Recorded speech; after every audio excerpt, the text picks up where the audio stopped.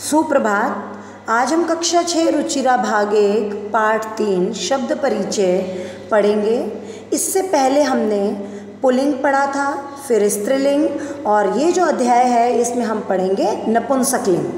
तो हिंदी अनुवाद व अभ्यास कार्य शुरू कर रहे हैं। आपको दिखाई दे रहा होगा यहाँ पे एक स्त्री के हाथ में औजार है, जिसकी ओर चिन्ह भी आपको दिखाई दे रहा है कि उस औजार की ओर हमें चिन्हित किया गया है। तो उस औजार के बारे में हम इसमें पढ़ने जा रहे हैं। तो संस्कृत एक तरफ दी गई है, एक तरफ हिंदी अनुवाद हम करते चले जाएंगे। तो एतत् किम, एतत् यह, तो यह क्या है। तो पास वाली वस्तु के लिए हम लिखेंगे एतत् यह क्या है। और इसके बाद है एतत् खनित्रम अस्ति। तो खनित्रम का अर्थ है यानी कि कुदाली, जो उस स्त्री के हाथ में पकड़ी हुई है। तो यह कुदाली है। श्रमिका खनित्रम चालयति, तो मजदूरनी जो है वो कुदाली चला रही है, अर्थात उससे काम कर रही है। नेक्स्ट तत् किम। अब तत् जो है वो किस लिए लगता है, वो दूर के लिए, वह। तो वह क्या है। तत् विश्राम गृहम अस्ति। तो विश्राम गृह का अर्थ है विश्राम घर, आराम करने वाला स्थान। तो वह विश्राम गृह है या विश्राम घर है। किम अत्र भित्तिकम अस्ति। तो भित्तिकम का अर्थ है दीवार, अत्र का अर्थ है यहाँ। तो किम अत्र भित्तिकम अस्ति, क्या यहाँ दीवार है। अत्र भित्तिकम न अस्ति, यहाँ दीवार नहीं है। अगला देखते हैं। एते के, ये दो क्या हैं। तो ये जो चिन्ह है, इसके बाद हमें इसी की ओर ध्यान देना है कि क्या चीज़ चिन्हित की गई है। तो एते अंगुलिके स्तः, तो ये दो अंगूठियाँ हैं। स्वर्णकारः अंगुलिके रच्यति।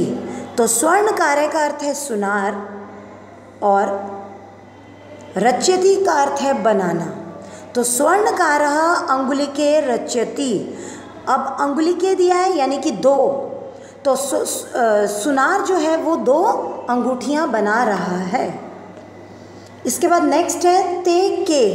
तो ते के का अर्थ है यानी कि वे दो क्या हैं। ते बस याने स्तः, तो वे दो बसें हैं।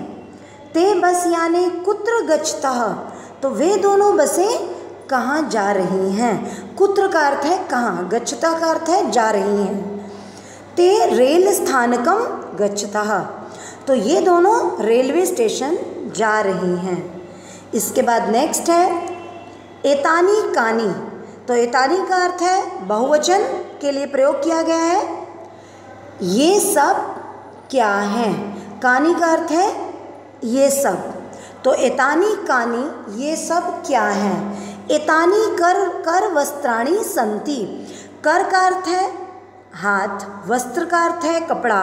तो ये सब रुमाल हैं, हाथ में पकड़ने वाला कपड़ा अर्थात रुमाल। किम एतानी पुराणानि, तो क्या ये सब पुराने हैं। नहीं। एतानी तु नूतनानि, तो नूतनानि का अर्थ है नए। तो नहीं, ये सब नए हैं।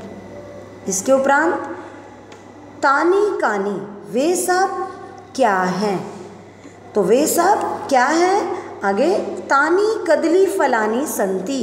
तो कदली फल का अर्थ है केला, तो वे सब केले हैं। किम तानी मधुराणी। मधुराणी का अर्थ है मधुर अर्थात मीठे। तो क्या वे सब मीठे हैं।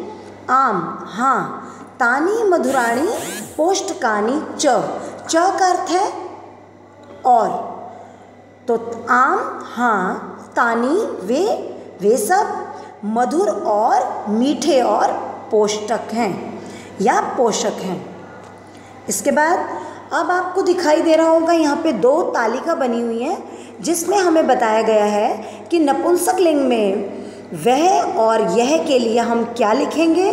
तो जैसा कि हमने अभी पाठ में पढ़ा है, तो यह जो है यह एतत् होता है और वह के लिए तत् लगाते हैं, यानी कि जो समीप है, जो नज़दीक है, उसके लिए हम एतत् लगाएंगे और जो दूर है उसके लिए हम तत् का प्रयोग करेंगे।